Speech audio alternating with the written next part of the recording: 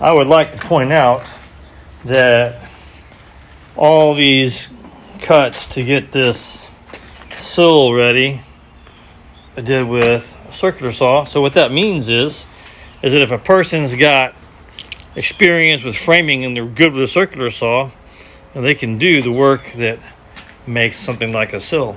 So yep, this is pressure treated and it's going to have to dry, but it's the best option that we have right now. And it's good stuff. It's not too bad. So nice and straight. So good grain. So, love it. All right, so we have our carpentry going on. This is my sill that's in place, and I've got my jam leg going in there. So this is the kind of carpentry that's involved. Here's a jam leg that I made yesterday. You can see it's just a plain 1x6 here, and it's just got some special treatments to it. Holes for the pulleys put in the right place, parting bead slot, door for the future person who opens it up, place slot for the sill to fit. So I'm climbing up here now because I've got this piece to go in there, and I've got a pressure block here. I'm gonna put it up here like that, and I can even shim that so I get a little space there. That's going to apply pressure from this board onto that, because nailing it in place is a little complicated. So I'm going to do right there. And then I'm going to make my sills, keep it going. In the middle of some of my carpentry here, I'm making a jam leg, and I want to show you that, man, it's not all about the tools. Because look, this is a $16 Harbor Freight, what do you call this thing, oscillating tool, right? And look, it only got 3 teeth in it. I still know what to do with it.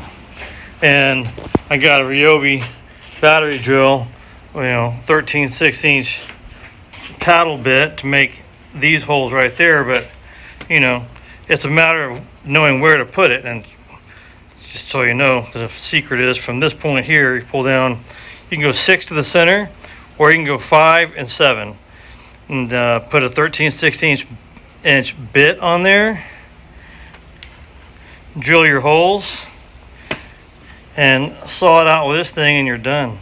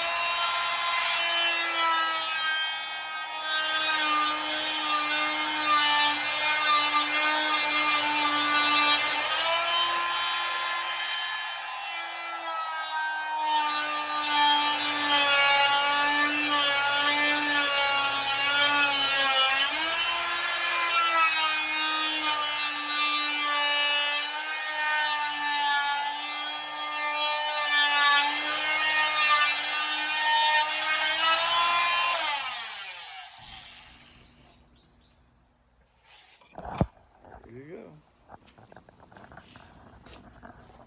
Quick and easy.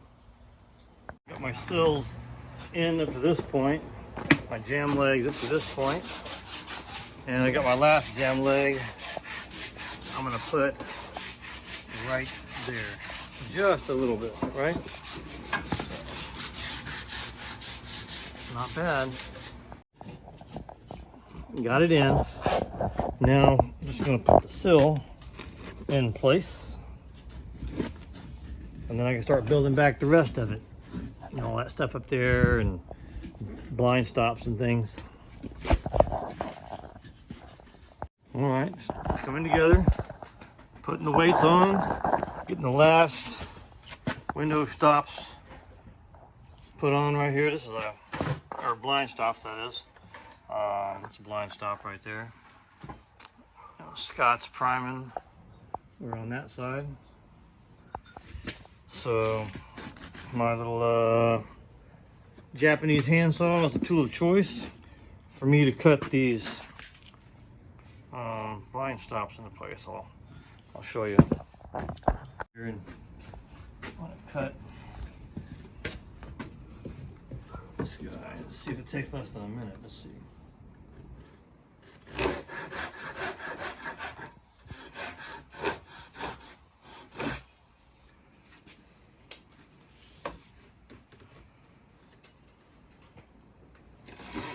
There's that. And then, come on, let's see, get the camera out here. It goes right there.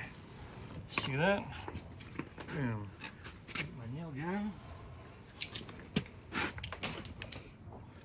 Put that guy right on. As high as I can reach. Good, thanks, Joe.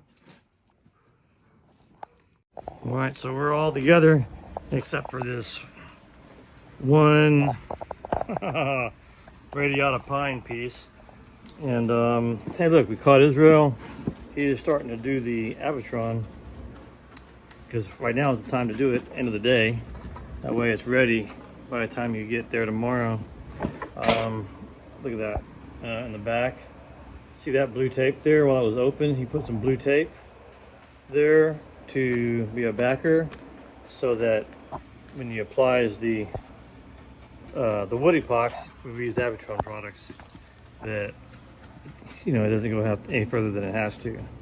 So let's see, and you got that window pretty much tightened up, ready to go, ready for sashes.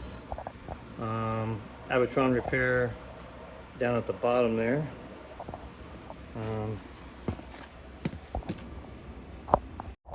And yeah, everything's ready to go. I mean, it's trimmed out.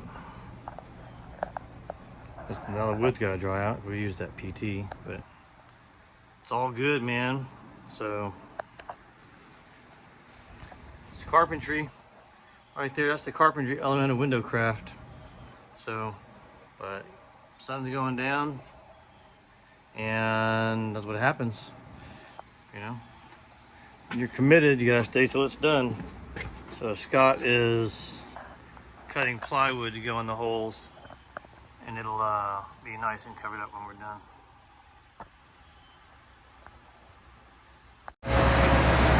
Mixing up some more Abatron.